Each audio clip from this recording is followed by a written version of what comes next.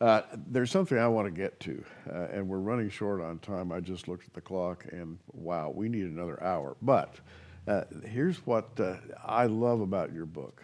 You not only talk about the history of the Jews, the relationship between the church and the Jews, and prophecy to some extent, but you also talk about the reality of the Jew. That is to say, are those people who are back in the land today really Jews, or are they counterfeits of some kind? Are they really from another bloodline and they're just calling themselves Jews?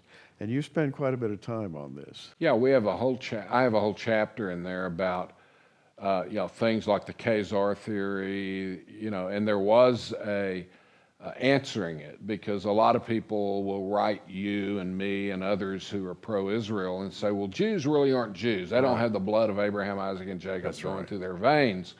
And so you can disprove that historically, but you can also disprove it by DNA analysis. And both of them show that the Jews really are the Jews.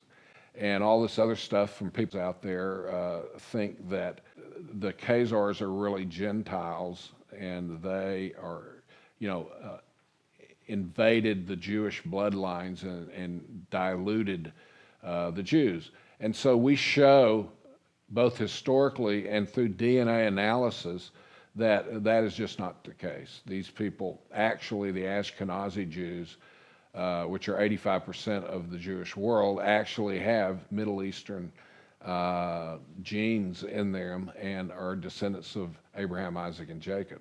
Even though they were dispersed and lived, many of them lived in Europe and other places, they somehow remained genetically more or less pure. It's basically the same approach as Holocaust denial. Mm-hmm. Where they get off on a theme or two and they corrupt those, and it's fake news. What I could say, all I could say, fake news has been going on since Genesis 3 from Satan. It's called fake news now, but it's always been around. Yes, it's always been around.